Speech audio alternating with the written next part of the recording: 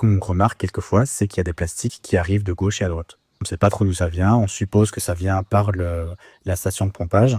Tu vas observer pas des sacs en plastique, c'est pas des micro-déchets non plus, c'est des petits plastiques comme un bouchon, des opercules de yaourt, donc c'est plein de petits trucs comme ça. Et la pollution plastique se remarque bel et bien sur les tortues marines en tout cas. Est-ce que tu penses que du coup, la condition, enfin, ces plastiques-là, ils vont aussi dans les océans, enfin, ça va partout. Comment est-ce que ça va impacter ton métier dans les prochaines années, quoi? Mon métier il sera fortement impacté en tout cas par la pollution plastique. On va avoir en fait de plus en plus de tortues qui vont arriver sur le centre de soins. Parce que même si elles s'alimentent de plastique, on peut avoir une occlusion intestinale par exemple. Donc soit elle est en difficulté pour plonger parce qu'elle produit tellement de gaz qu'elle n'arrive plus à évacuer, qu'elle flotte. Soit elle fait une occlusion et au fur et à mesure, ça s'entasse et elle décède dans l'eau. Donc en fait, ça va surcharger justement notre travail sur Kelonia. Après, tu as pas mal de pollution autre que le plastique aussi. Donc, malheureusement, on observe en fait une augmentation des collisions de bateaux. Et donc, en fait, la carapace est fracturée ou il manque un morceau de nageoire. Donc, il y a plein de pressions anthropiques qui pèsent sur les océans que nous, on observe. Et on sait que ces pressions, elles vont augmenter au fur et à mesure. Malheureusement, nous, on ne peut pas mettre d'actions concrètes en place, à part la sensibilisation et la réhabilitation des tortues. Mais ça doit en fait venir des institutions gouvernementales. Malheureusement, et je pense qu'on nous bassine assez avec ça, tous les jours on nous dit ah il faut consommer moins, il faut faire attention à ton électricité, faire attention à l'eau que tu consommes, privilégie la marche plutôt que la voiture. Alors oui, c'est clair, ça a un impact, ça il faut pas arrêter de le faire. Mais pour avoir un plus gros impact, ça doit venir des institutions gouvernementales qui doivent mettre en place des encadrements, des lois pour limiter ces pressions anthropiques. Pour passer à une note un peu plus positive, j'aimerais juste savoir si tu penses, enfin, qu'est-ce que sont les choses qui te donnent un peu de l'espoir malgré tout, qu'est-ce qui est mis en place pour un peu améliorer les choses quand même, s'il y en a, bien sûr. Oui, bien sûr.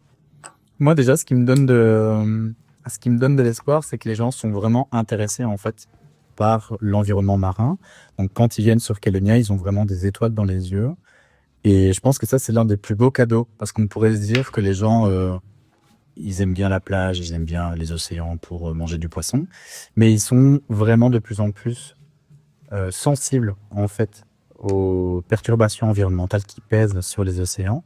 Et ça, je pense que c'est l'un des plus beaux cadeaux. Et on nous remercie, en tout cas, environ 5 à 10 fois par jour pour le métier qu'on fait.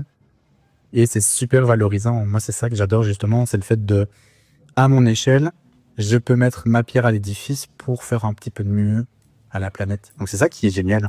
Est-ce que tu aurais des conseils pour nous aider à notre échelle, aider à la protection des océans, en tout cas ne pas aggraver les choses déjà présentes? Alors, en Belgique, ça va être relativement compliqué, parce que toi, à ton échelle, ça va être compliqué, t'es pas près d'un océan. Alors, comme je t'ai dit, limiter ta consommation en plastique, limiter ton électricité, ton eau. Ça, c'est des actions que tu peux mettre en place, mais qui, mine de rien, n'auront pas un réel impact sur les océans. Mais en tout cas, ce qu'il est possible de faire, c'est surtout s'inscrire dans des associations environnementales. Ça fonctionne vraiment bien. On recherche sans cesse des bénévoles. Et à La Réunion, en tout cas, ça fonctionne très bien. On a par exemple le CEDTM qui travaille en étroite collaboration avec nous. Et eux, ils axent en fait vraiment la sensibilisation du public, la végétalisation des plages de ponte également. Donc, les plages de ponte à La Réunion, auparavant, elles étaient de moins en moins arborées. Elles étaient de plus en plus polluées. Et en fait, depuis une vingtaine d'années, ils ont remis en place justement des arbres, des arbustes, pour permettre en fait aux tortues de revenir pondre. Et ça, c'est fait grâce à l'action du public, par exemple. On a des campagnes pour récupérer les plastiques sur les plages. Tout ça, c'est les bénévoles qui viennent nous aider. Et c'est une très bonne action, en tout cas, pour pouvoir... Enfin, c'est une très bonne action pour la planète. Est-ce que tu as une anecdote marquante qui t'est arrivée au travail? Mais je pense que je veux dire, la principale anecdote, c'est vraiment mon année 2024. Donc, moi, je suis sur Kelonia depuis moins d'un an. Et j'ai vraiment eu énormément de chance. Donc, par exemple, j'ai assisté à des pontes. J'ai vu des bébés qui ont émergé de la plage. J'ai pu m'occuper de bébés de 20 grammes à peine qui, d'ici 20 ans, pèseront 140 kilos. Donc, en fait, c'est vraiment cette année-ci, 2024, j'ai été récompensé de toutes les galères que j'ai eues pendant mes études.